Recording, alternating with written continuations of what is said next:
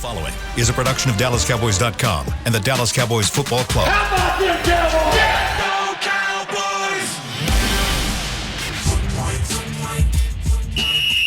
Let's go, baby! Are you ready for a break? Yes. Are you ready for a break? Absolutely. Ready for a break?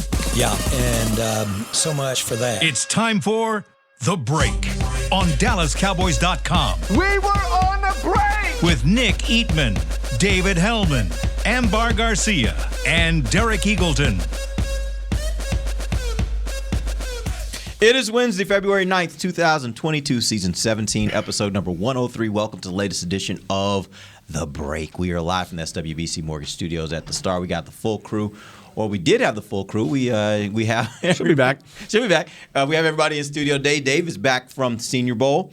I don't think you didn't catch a cold, did you? Like that was kind of out there. You told us you're out there in the rain. The temperature changes have wreaked havoc on my sinuses, but I'm okay. But you're Not all right. too worse for wear. Good. Nick and Dave both dressed, looking good. Job interviews today. We ready to go? Is that what You we're know doing? something that I don't? No, that's what Nick told me. He was like, job interview. I got some things I'm working on. So No, we. Told him about a fast food chain I was going to be the district manager of. I was working for. Oh, sweet. Yeah. Okay. It's Be awesome, probably huh? not a sponsor for us. So yes, you probably shouldn't say it. yeah. But I probably won't get the job. We'll Yeah, see. we'll see. Let's try to get a reference. Yeah, I don't know that being a writer for the Dallas Cowboys necessarily makes you a great candidate for a job like that. But who knows? Maybe. Maybe. We'll see. Yeah. Press releases.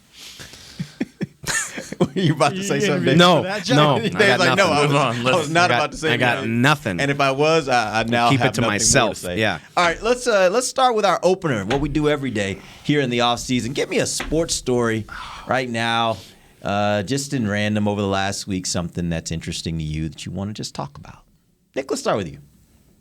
Well, You gonna talk about your boys? I mean, yeah, I am. That was a hell of a win. I am going to talk about them. That was Yeah. a hell of a win. Yep. Arkansas beating the number one team last night in overtime. Great game. First time that Arkansas has beaten a number one team since Michael Jordan was playing for North Carolina. Wow, I was 8 years old. I remember that game. that's been a They while. hadn't beat a number one to beat Auburn. No fingernails left, but got it done. That's big. I appreciate how much you like Arkansas basketball. Like, Love Arkansas. really. Arkansas. Well, Let's just say Arkansas. No, but like he really loves Arkansas basketball. Oh, yeah. like that's true. Yeah. Like If he. you would have asked me, you could win a football national championship or a basketball, it's like for you, it'd be no brainer. Right? It's not like it's but for laughable me- to even ask the question. Not for me, because man, you're going through 6 weeks of Final Four and all that. Like, what a ride that is. I've actually experienced it. Yeah. But man, it's awesome. Back in Football the good would old be great days of too. Nolan Richardson. Yeah. So it was good. It was a good win. Which last night. that's my point is Kentucky's probably the only fan base in the SEC that really feels that way. Like everybody else, it's all football all the time. I'd rather win a College World Series than a Final Four, probably. But that's Anyways. it's all unique to your own fan base, though. Yeah, I mean, no doubt. if LSU was pretty damn good when I was a kid, but by the time I was old enough to In really basketball? yeah, I mean they had Shaq, they had Yeah. Stanley Roberts, Mahmoud Mahmoud, Abdul-Rahman. yeah, Yeah, I mean, they had some real, but by the time I was old enough to really appreciate it, they were kind of trash. So And this year, they started you off having high hopes, and as long as they make, as long as they make the tournament, I don't care. Yeah. Which I mean, if they make the tournament, I'll be happy. That's where my expectations are with LSU basketball. I don't Yeah. really care beyond that. Whereas like the baseball team, they're playing preseason games. I'm like, okay, how's our cleanup hitter doing? Like, what's going on here? It's just it's how you're raised, I guess. Yeah. all right, give me a sports story, Dave. Well, I don't know. We'll just continue along that line. I mean, my son's playing in the Super Bowl on Sunday. I'm excited about it. For those that don't know, you don't really have a son, but you're talking about Anybody that knows me knows what I'm talking about. I'm excited for Joe Burrow. It's really cool. It's funny, like, have you ever like had a band that you were onto early and then they kind of start to get popular and you're like, okay, like I'm happy for your success, but everybody's hey, I was here first. that you was know? Outcast for me. Yeah, that's a great point. And that's kind of how I feel about Joe. I'm like feels like he's captured the whole sporting world's attention, and I'm like, okay, I want y'all to root for Joe, but like we were here first. Like we claim We him. found him. He's ours. And yeah, like Ohio State fans are like, oh, he was molded by Ohio. I'm like, shut up, okay? He's ours. But I'm very excited. I hope he wins the Super Bowl. That would be great.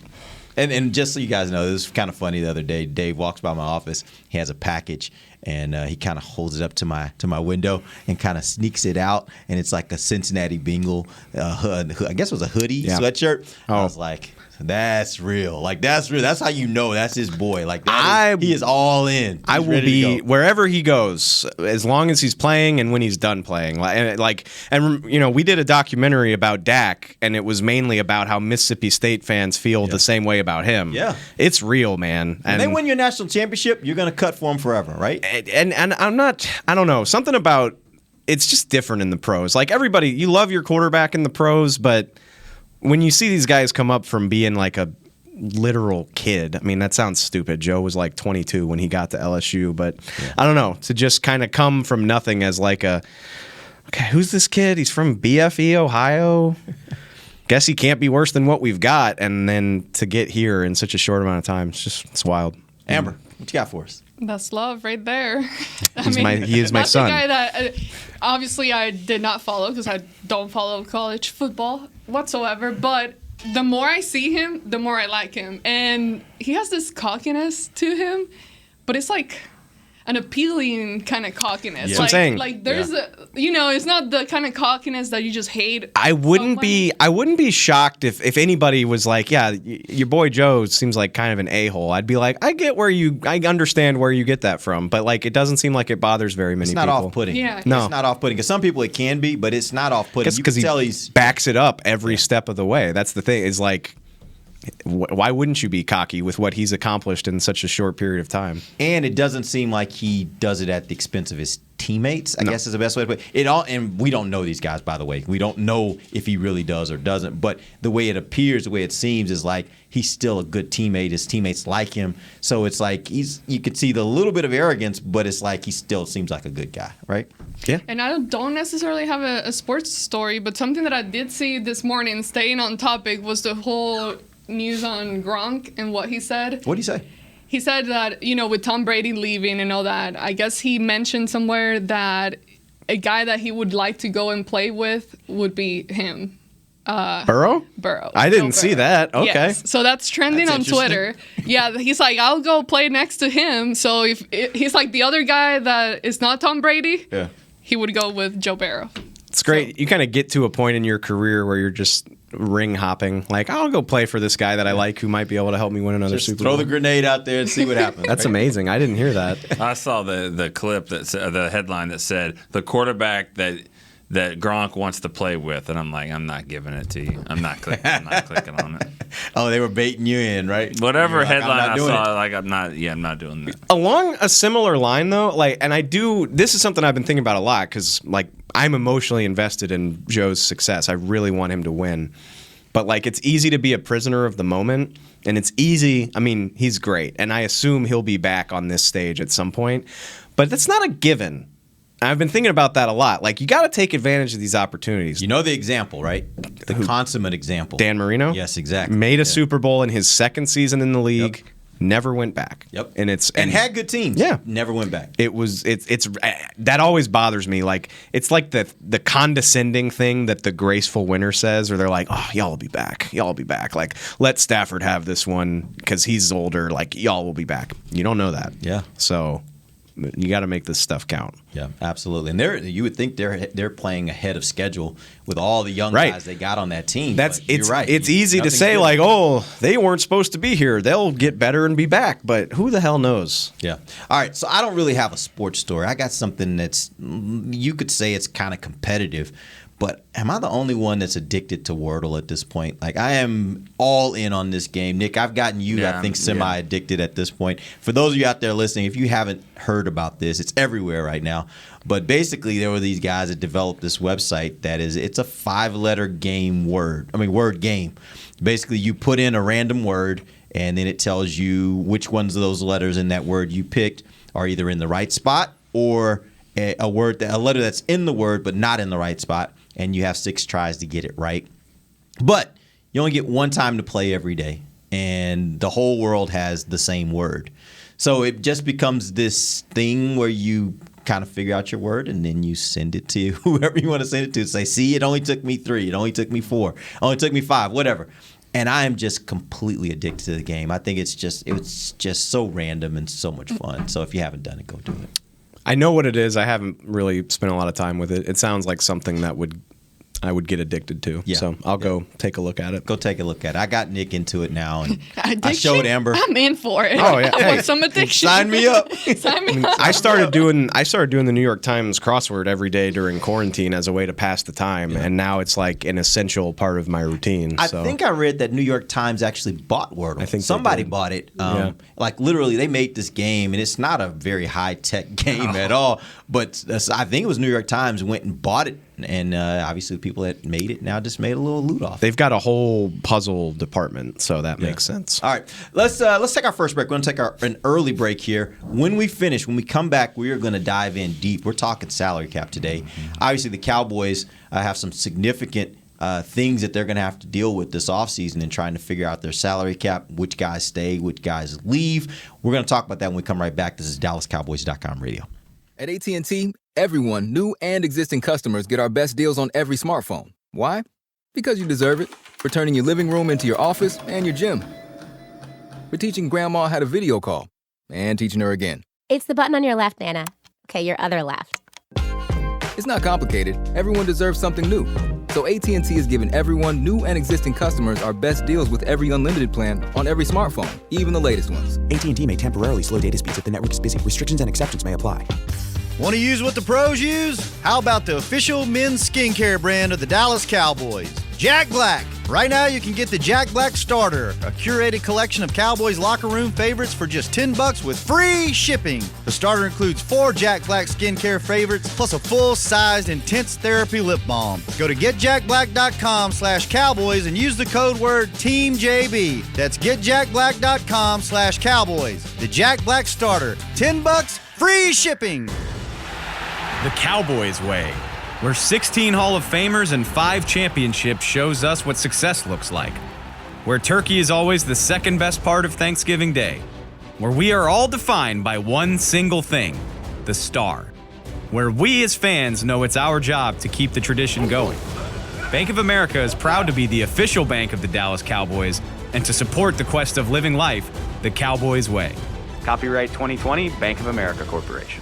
Before there was a draft, you could size up a cowboy by 3 simple factors: the crease in his hat, the bend of his brim, and his unbending attitude. A man's Stetson didn't just protect him from what life threw at him, it projected a rugged, unstoppable spirit.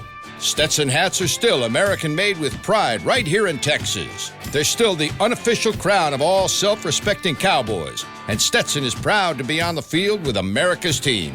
Find a retailer nearest you at stetson.com/cowboys. Back to the break.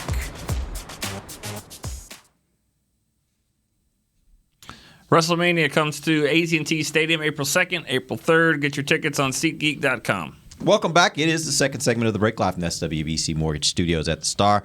We're talking salary cap today. Cowboys are in an interesting situation this year, and I want to preface this conversation just by saying you always hear this time of year, oh, this team's this much under the cap, this team's this much over the cap. In a lot of instances, and I really haven't seen a lot of instances where this is not the case, if there are players that a team wants to keep on their team, they will find a way to keep them on their team. You can look at the team that's in the Super Bowl right now with the Rams. Nobody knows how they keep adding all these high-priced free agents, but somehow they figure it out. And so I think there are games you can play with your cap to be able to get to where you want to be and have the players you want to have. But I do think for the sake of this conversation, we got to talk about the Cowboys right now being $20 million over the cap, and within the next month or so, they are going to have to find their way out of that and back to above that or below the salary cap.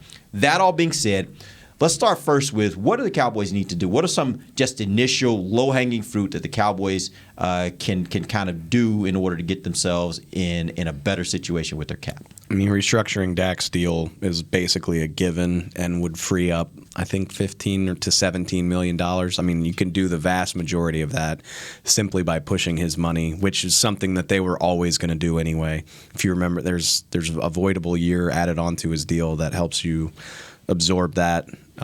So, I mean, the minute that deal was agreed upon, you could kind of bank on that probably happening. So at some point, it's literally, it's a button that they click and send it to Dak's agent. Like it's not something they have to negotiate. It's already done. It is built into the deal. I would expect that'll happen at some point in the next 5 or 6 weeks. Nick, are there any ramifications of that with regards to what that means in future money for Dak, or how it affects the cap in the future?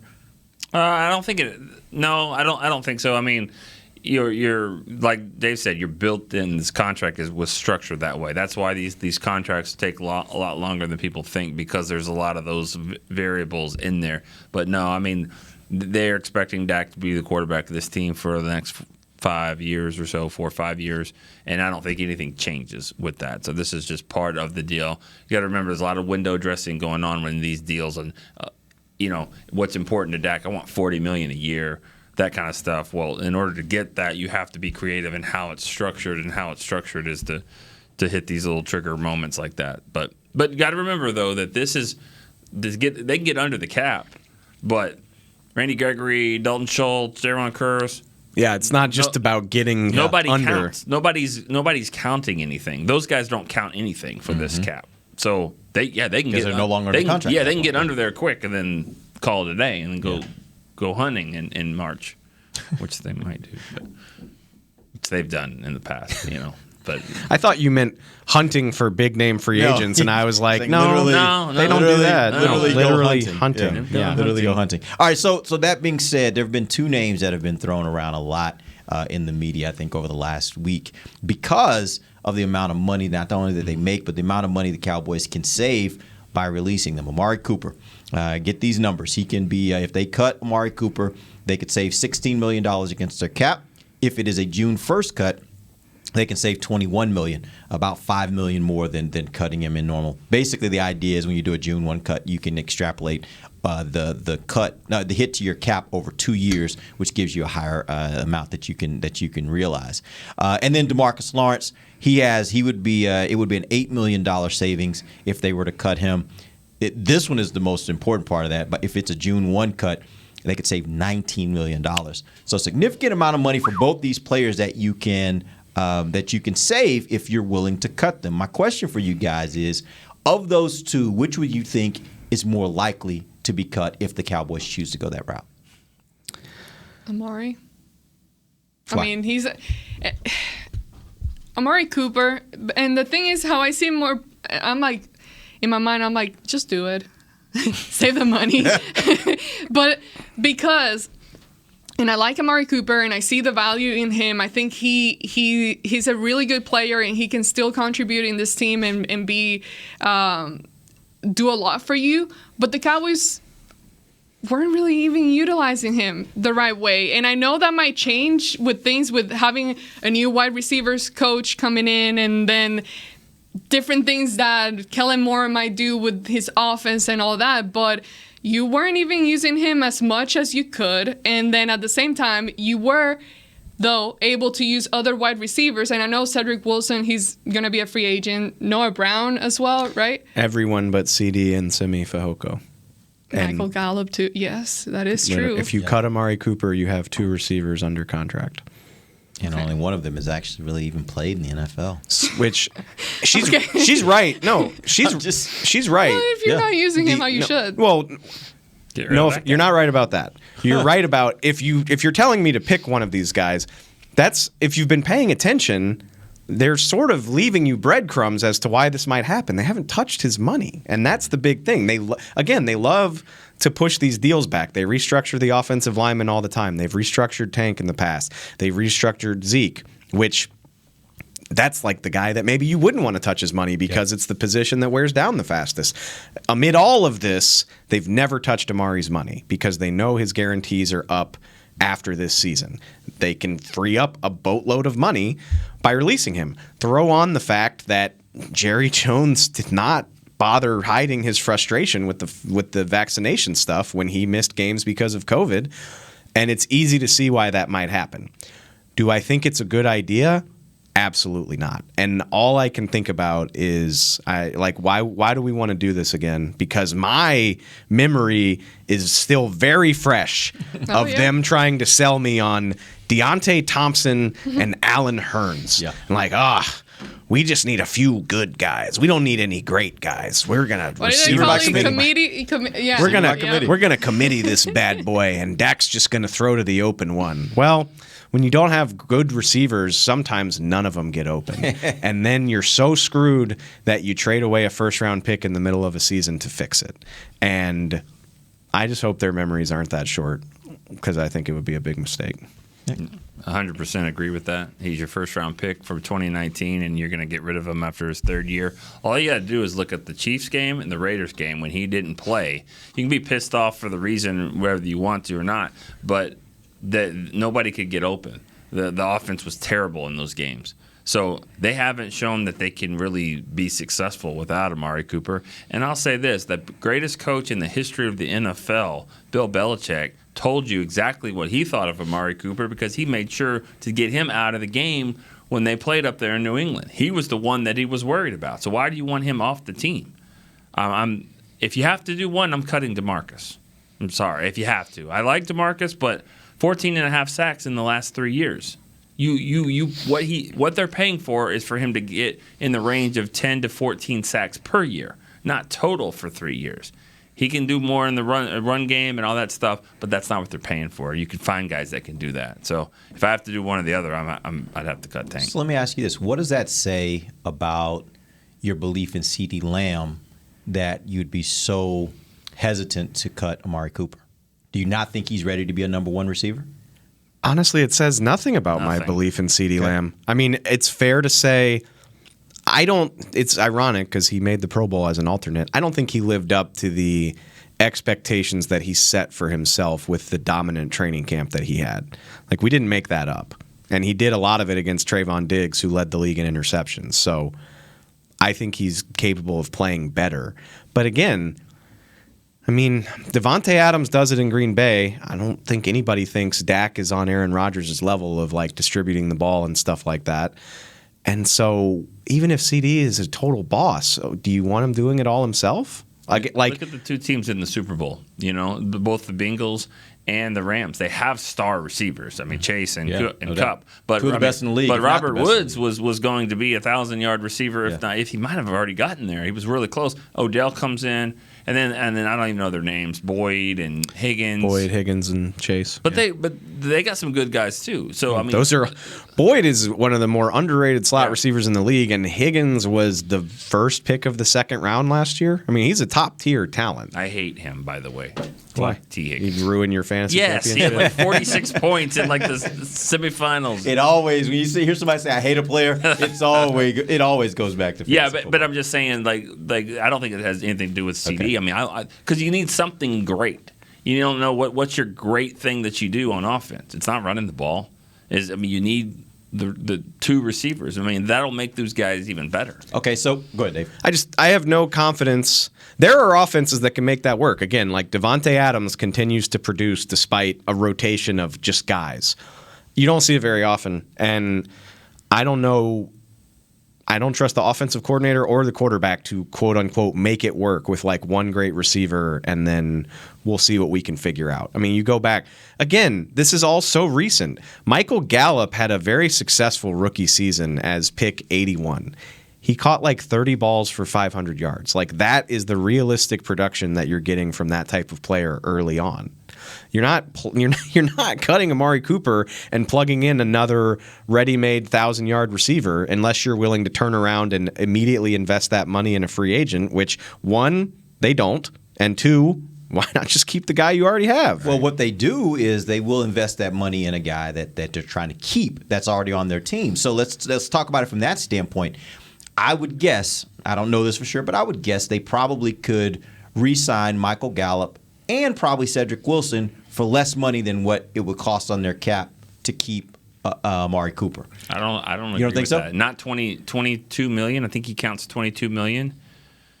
I don't know. Get both those guys for 22 million?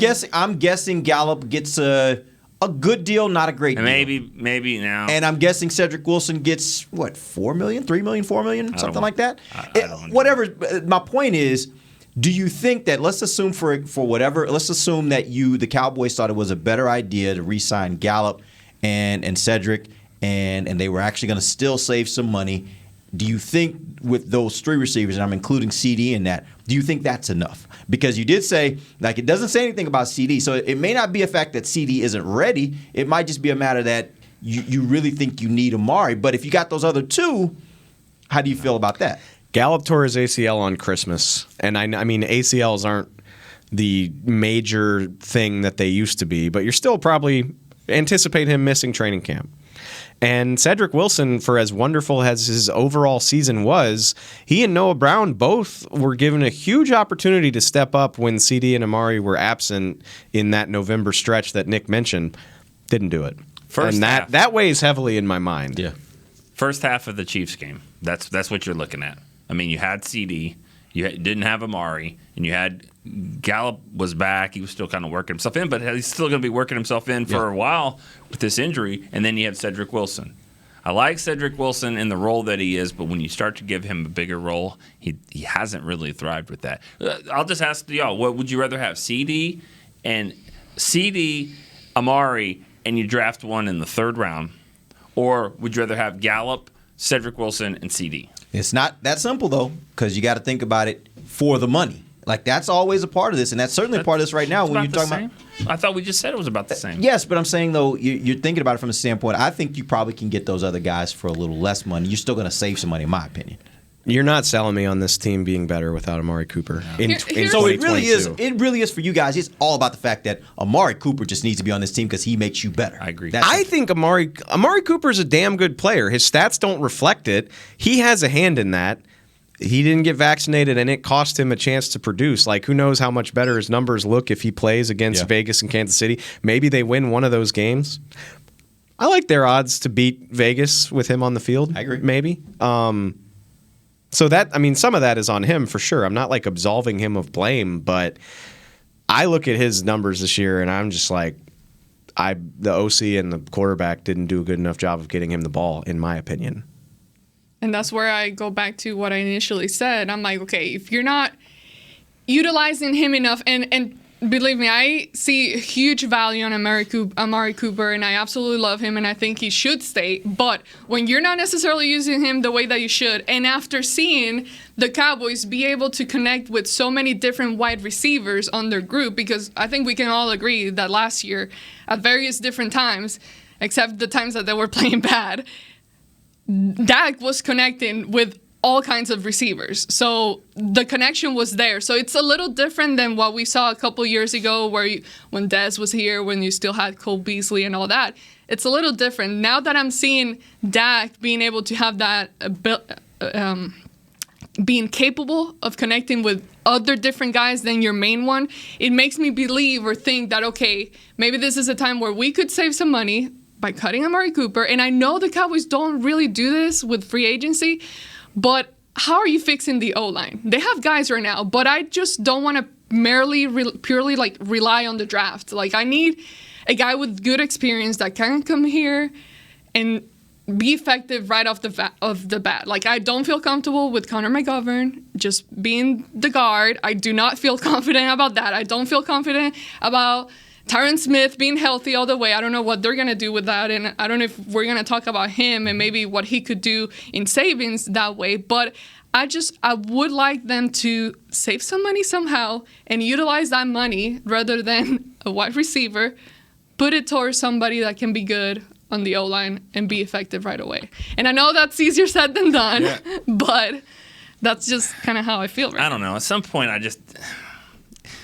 maybe this is just the parent in me, but just like, if you bought a car for your teenager, drive the damn car and quit Ubering all around because I just bought you a car. Be like, well, if it's like, well, if you're not gonna, I bought a car, I might as well just take it away because I bought it. You're not using it. No, use the damn thing. So go into Kellen Moore's office and say, throw the ball to Amari Cooper. Quit messing around. This doesn't work. Right.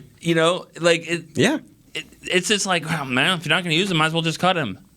No, damn it! I traded a first-round pick. Use him. Right. I'm glad. That's what I was thinking Now, too. how does that play though? Because that's one of the things that Jerry gets blamed for all the time, and whether I don't think it's necessarily true, but gets blamed for he's in there telling the coaches what they got to do with this player and that player. Like, is that something that you really want him doing? Is saying, I want you to throw the ball to Amari Cooper, just a blanket statement, figure it out. I want him with the ball in his hands. It doesn't have to be Amari Cooper. That's the beauty of it. It pervades the entire offense. They didn't focus enough on getting the ball to CD at times. He disappeared in the playoff Tony game. Pollard, yeah. For Tony Pollard might as well not even exist. It could be Jerry. It could be Steven. It could be hopefully Mike. Somebody, hey, that would be a good idea. Put the ball into the hands of our playmakers. Yeah. Make a concerted effort to do it, please, and thank you. Somebody. I don't care who says it. I don't care who says it. Yeah. Just like, do you want this guy on the team or not? Like, you don't like Amari? No, we love. Then play him. Thank you. Have a good day. See you. That's it. That's simple. I think so. In this case, it is. If you want the guy on your team, then use him. Quit this, because they do this committee thing where they're like, whoever's open, we throw it to whoever and all that. Well, that doesn't really work. What if they don't want him though? Because they've mentioned the whole vaccine situation, and that is something worth considering as well. There's that situation, and then we've heard Amari kind of express his unhappiness at the fact that they weren't giving him the ball at certain times. And so I'm just wondering, like, how he actually feels and what kind of like dynamic is started building up last year in their meetings and those rooms that we don't get to be in. If that's the case, say it. Say it with your chest. What I'm saying here. If we're gonna cut the best receiver on the team because of what he believes is the right thing for his body. If we're going to cut him based off what happened, if we're really going to get technical about the vaccine, he only would have missed one game if he was vaccinated. He still had COVID. He's going to miss one or the second one or the first one. That's also assuming that he would have gotten it with the vaccine, because that's not an assumption you can make. But go ahead. If we're going to cut the guy because he pissed us off, then I don't know if that jives with the statement he made at training camp that I will do anything to win a Super Bowl because you're going to cut your best wide receiver. And I don't know if that you're going to cut him because you were mad at him. See, there's got to be more than that. Well, but I think the more than that is he's not producing at the level of what you're paying him to produce. Now, that might not be his fault all the way. Yeah. Like your quarterback, your offensive coordinator, they got a part in that. But I mean, if you're looking at the numbers, you're like, man, we're paying a lot of money, and he's not a Devontae Adams. I don't think Amari Cooper has ever been considered among the top receivers in the league, but he's making that kind of money. So how do you make those two things level up? My dude caught 92 balls for 1,100 without Dak the year before. So is he a top 5 wide receiver in the NFL? No. Is he a top 10 wide receiver in the NFL? He's in that range. Yeah, he's somewhere between 10 and 14. And let's move past this whole thing of like, if you have the top salary, that means you have to be the best. Like, that's not how this works. You're right about that. All I'm saying is, when the GM is sitting there and he's looking at his entire roster and he's looking at his salary cap, he's like, it's the same evaluation that Nick just made for DeMarcus Lawrence. He's like, I'm paying him money to be getting 10 to 14 sacks a year, not to get 14 sacks over 3 years. So it's the same thing. It's the same calculation here. You're paying this guy to be a premier, best among the best in the league wide receiver. Are you getting that in production? And again, that might not all be his fault, but it certainly is a part of the calculation. But why would it not be his fault? Because of the offense and all that? Because the quarterback may not be getting him the ball. The offensive coordinator might not be getting him the ball. So how do you compare that to D-Law then? What's D-Law not doing? Was he not getting the right scheme for him? Well, a lot of this has been he's missed a lot of time. Yeah, he's missed That's the part you got to worry about there is with his age, is he going to start all of a sudden playing 16 games, 17 games a year? I don't know. I mean, and also you just look at the season, they won without him. The Tyron Smith on defense now. I mean, unfortunately, that's probably a fair thing to say. Yeah. There have been issues for him consistently throughout his career, and the durability aspect of it for Tank, I get it. All I can think about is the promise that this team showed and where they were and how disappointing the ending was. And like anybody that's listening to this, anybody that's coming back looking for hope and optimism that they could get over the hump next year, You're going to sell me on that with Tank and Amari off this team? You're going to sell me that this team will be substantially better than they were last year with those two guys not here. Like, I'm looking at it.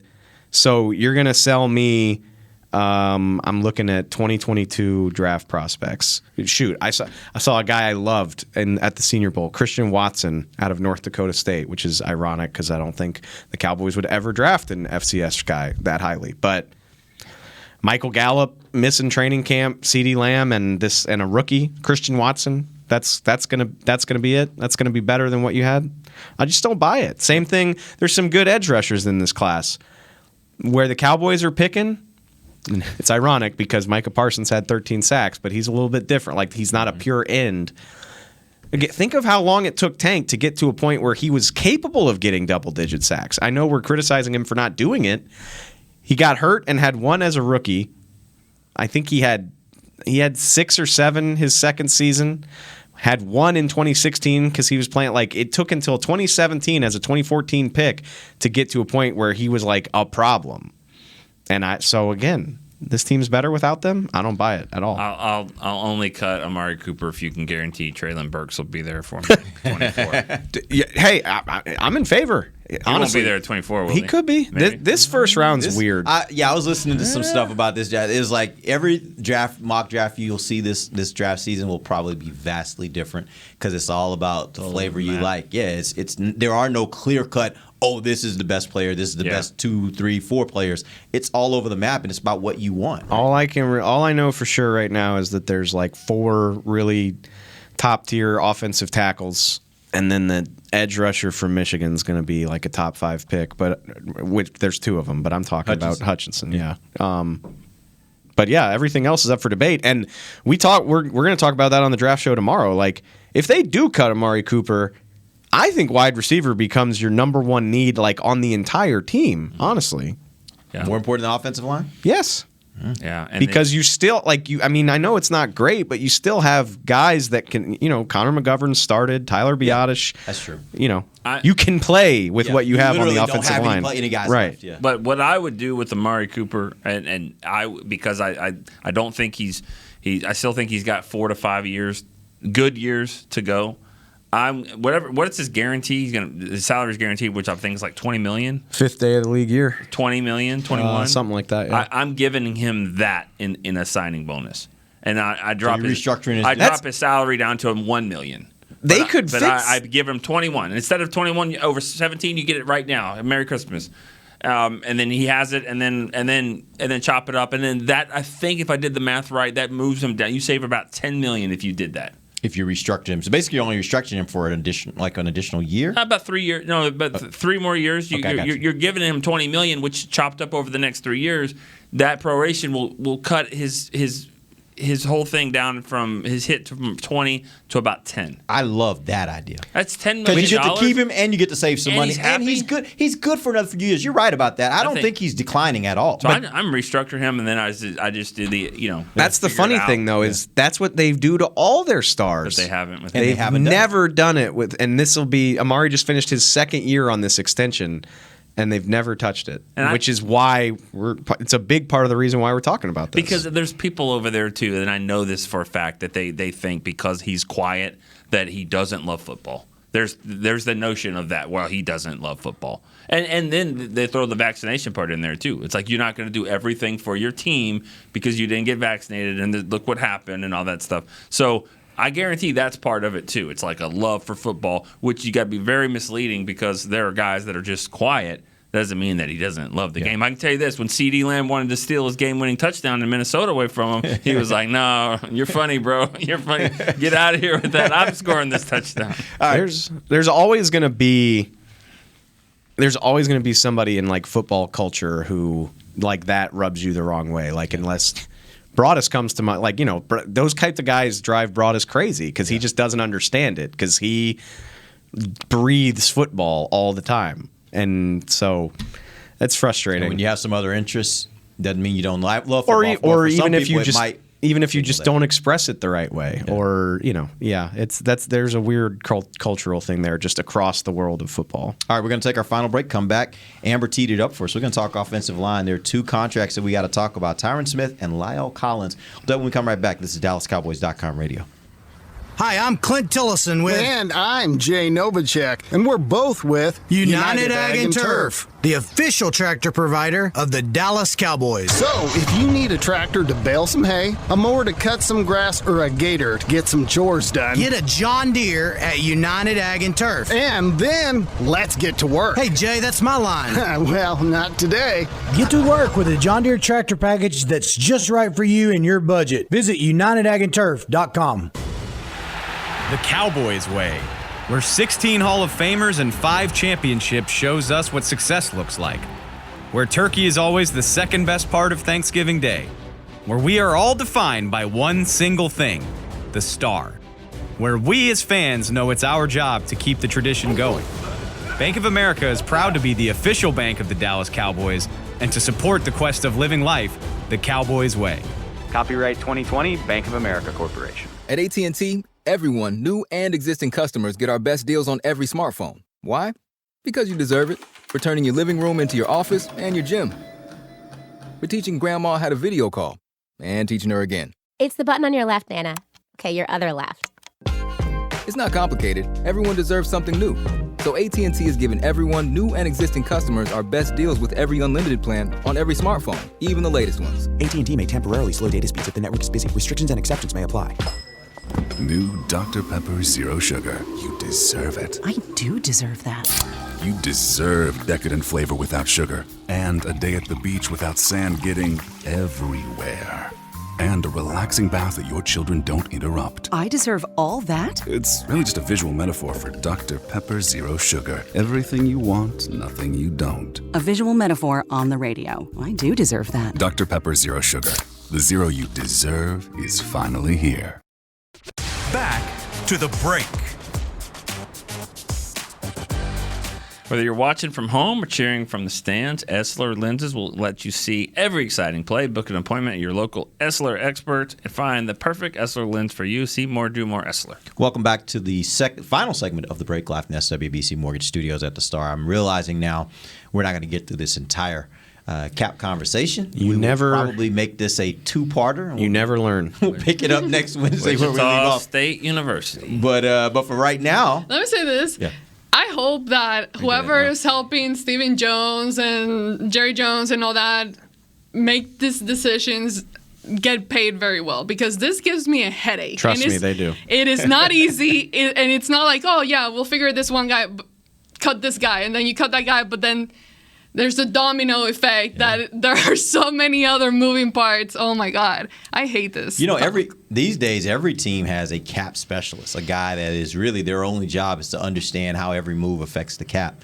And so they're having to do what you were just talking about, of figuring out all these different little machinations of, we do this, well, it means this and this and this. And in this contract, there's just one little part in the contract that allows us to do this so we can save this money. It's very convoluted, and it requires people a lot smarter than me to do it. So hats off to those guys. Well, and then when you talk about the post-June and Yeah. June 1st and all that, now you're even having to think about the future. It's not like, let's focus on this year. Oh, yeah. Well, now you got to keep in mind and take into account what the cap is going to look like for next year and the following. And what Dak's number is going to look like, especially if if you touch his money and do all that, like his contract goes up too. So there's guys out there that are probably bigger targets than the two that you mentioned that might get cut. And I mean, one of them could be. Yeah, I'll throw out these guys. Let's talk about the offensive line.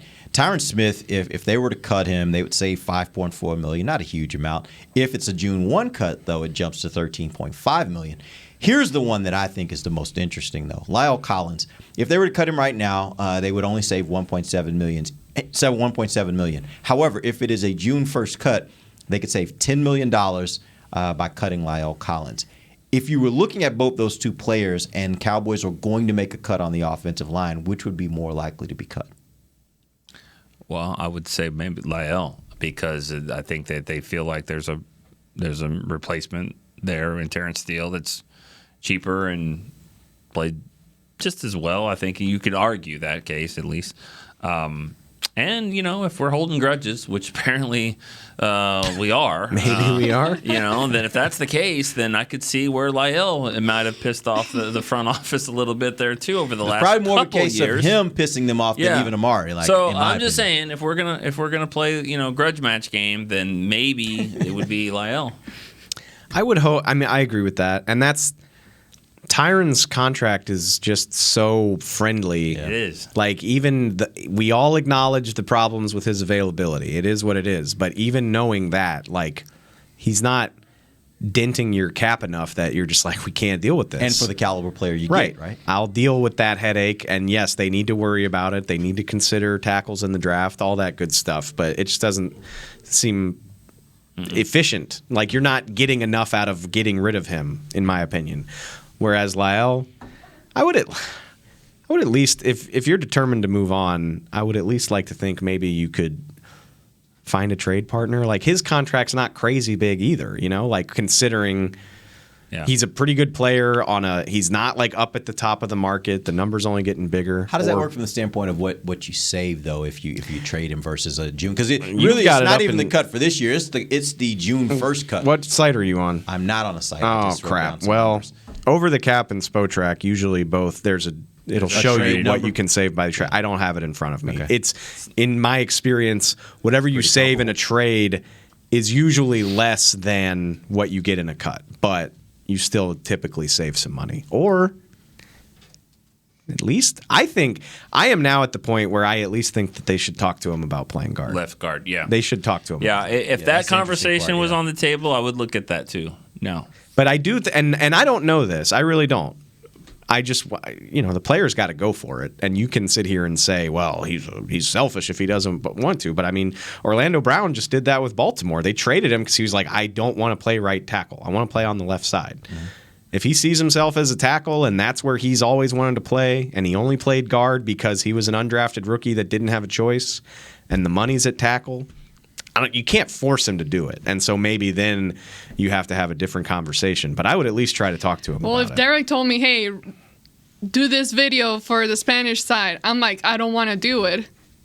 But I'm going to do it because, like, I have no choice. Or I walk out of the door and leave. But how many hours are you going to do it? That's what I was about to say. Yes, he could be forced to play it, but is he going to be forced to come out here on May the 3rd and really work and study and talk to Nate Newton and talk to Zach Martin and do the things you got to do to be a guard? Or you're just going to be like, I'm just going to They want me to do it, so I'm going to do it. The other, like James Harden is playing with the Nets right now. Just kind of like, I'll show up if you want me to show up, but I ain't giving the best effort. Hey, Zach Martin made it pretty clear he didn't want to play tackle. Like, he don't. You want to be team first, but you're also like.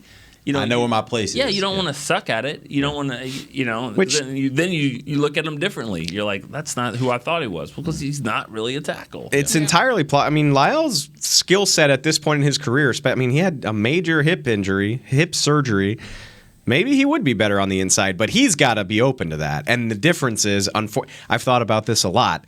Football players have a lot more leverage than we do. Like, the Cowboys can say, do this, and I'm like, guess I have to if I want to pay my rent. Whereas that's the big thing. Like, money buys you freedom, right? Right. And the more money you have, the more you have the ability to say, nah, I ain't doing that. And LC could, and he's right, he could very much say, F you, cut me then. Somebody else will pay me less, but still something to play tackle for them. Did y'all hear the story that Michael Irvin told yesterday on, I think it was Pat McAfee's show, talking about the NFL Network? Yeah. Yeah, that's a good example of it. Basically, the story went, the NFL Network came to all the employees and were basically like, hey, we're going to do this voluntary salary cut because of COVID and all the stuff, and we just want everybody to be a part of that, and so this is what we're going to do. And they gave him a sheet of paper, and they told him, it said on there they were going to cut his salary 25%. That was his voluntary cut.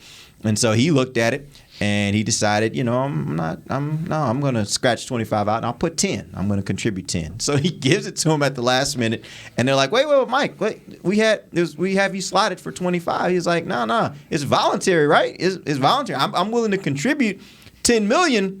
10%. I'm willing to contribute my 10%, but I'm not willing to contribute 25%. And the host of the show that was talking about it, they were saying the same. They were like, yeah, he's got FU money. He's got the kind of money where he can say, what are you going to do? If you fire me, so what? I got money in the bank. I'm not worried about it.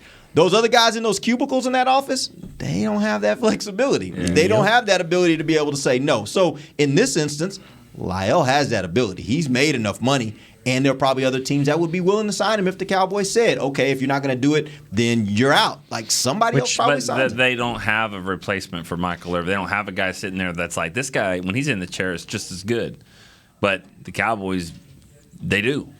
And he's a lot cheaper. Oh, absolutely. And that's part of it, too. That's on the Cowboys calculation. The Cowboys calculation is if he won't do it, we'll let him go, and we'll just save some money, and we'll put the other guy in there, and we think we'll be comparable at that position. The tricky part goes back to Tyron, though, because you need 3 tackles. Because Terrence Steele played a lot of left tackle last year, too, because you can't count on him.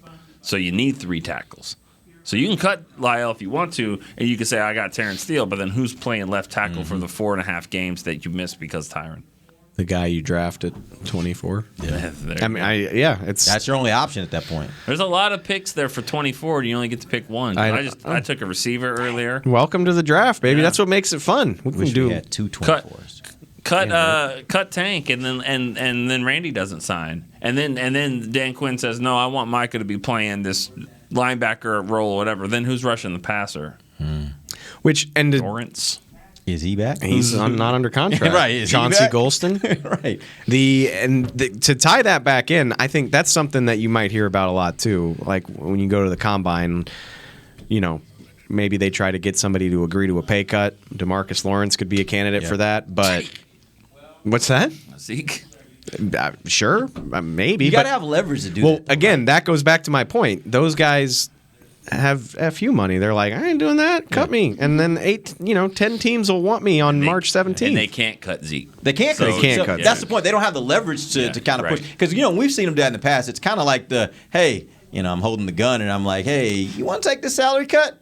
Well, yeah, I guess so, because I don't have enough leverage. Like, you can basically hurt me. And so, yeah. It's fascinating. From July until January, it's like we all got to row as one. We're all trying to complete our objective together. And then the minute the season's over, like the knives come Every man out. for It's himself. like, who's trying to take my money? Who's trying to cut me? What's going on? So, yeah. All right.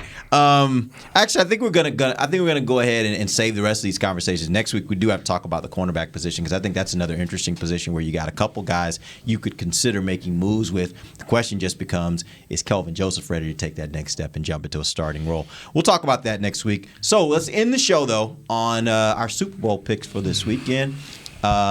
I got a feeling I already know what Dave's going to say, but we're going to give everybody a chance to make their Super Bowl picks. Let's start with you, Dave. I picked against the Bengals when they played the Chiefs, and they proved me wrong. And I don't feel good about the Bengals offensive line holding up against Donald and Vaughn and Floyd, but I won't bet against them again. Not with it all on the line. I'm going Bengals. Amber. Exactly for the reason that Dave said about the O-line and how much he was attacked. Poor guy, but he made it. He made it through and got to the Super Bowl. I would like them to win, but I think that the Rams are probably the likeliest to win this game because of what they got. All right. Nick. I really just, I don't care. And I want to. I want to get to the Super Bowl. I love the Super Bowl, but I don't. I guarantee you, whoever gets up 14 points, I'm going to be rooting for the other team to come back. That's what I'm rooting for. You're rooting for a good game. I guess. That sounds. But who do you think? And I'm not even saying root. Who do you think when you put these two teams up against each other? I don't know. The Bengals have been, playing it close. They could have lost the first game, but they keep finding a way to win. I don't know. I guess I'll pick. I agree with Amber. I think the Rams will win, but I've missed almost every pick in the playoffs, including the Cowboy game. So I don't know. I'm going to pick the Rams. So good luck to you there. I think the Rams are the better team on paper, but paper's undefeated and winless. Since he's got Joe Shiesty, that's Joe Shiesty. I like that. I will we know how Nick feels about Matt Stafford. There's something in the back of my mind where I'm just like, this stage like this, I don't know. You think he's gonna fall apart? It wouldn't shock me. Well, honestly, I just think I agree with. I think what all you guys are saying is really the key to this game. Aaron Donald's a problem. And you put him up against that offensive line, I think that's even more of a problem. And I think Von Miller's that kind of player. Again, you want to talk about DeMarcus Ware? He is now DeMarcus Ware in Denver. He's a guy they brought in who is a guy that you give him one game, a Super Bowl, by the way, to be able to show what he can do. I think he's going to be a significant problem for them as well. And I just don't see a scenario where Joe is going to have enough protection against that front to be able to get a lot of points. The only way I think they win this game, honestly, is if it's a defensive struggle and it's just neither offense is really getting much done, which can go into your Stafford thing, and then you kind of get to the end and Joe just gets some Joe magic and makes it happen. Throw a couple opportunities up, Matthew. Throw up some dicey balls. I don't know. I can't bet against him. Not after what I've seen the last month or so. The Saints won the Super Bowl when I was in college, and that was amazing. Mm-hmm. And I've never thought I would be emotionally invested in a Super Bowl until maybe I covered a Cowboys Super Bowl. So I mean, I don't think it's going to be exactly the same, but it's weird to think that I'm going to be very emotionally invested in a Super Bowl between the Bengals and Rams, the most random Super Bowl matchup ever. Yeah. Well, I will say this. We'll be watching Cheeto Awuzie out there playing for the Bengals. I'll be rooting for him because I personally want him to get a championship since he's there in the Super Bowl game. So, that all being said, we appreciate you guys joining us. Not so much, Nick. Nick's hamstring okay? Oh my God! Come on, stop. He was a good dude. No, he is a good dude. We're pro Cheeto. No, he's a good dude. Pro Cheeto. Pro Cheeto. Yeah, pro Cheeto. If you want a rooting interest, Nick, there you go. Let's root for Cheeto. No. Screw that. I'm sorry. If we're gonna play that game, I'm telling you, one of my best friends that's ever worked for the Cowboys is Joe D. Camilla. So I'm gonna root for Joe D. He's with the Rams, right? He's with the Rams. There you go. You got a rooting interest in Rams. That's the guy. Yeah. All right. We appreciate you guys joining us. We're back next week. We're going to finish up this conversation on the cap. Till then, for Nick Eatman, Dave Hellman, Amber Garcia, I am Derek Eagleton. This has been The Break, live on DallasCowboys.com radio. This has been a production of DallasCowboys.com and the Dallas Cowboys Football Club. How about this, Cowboys?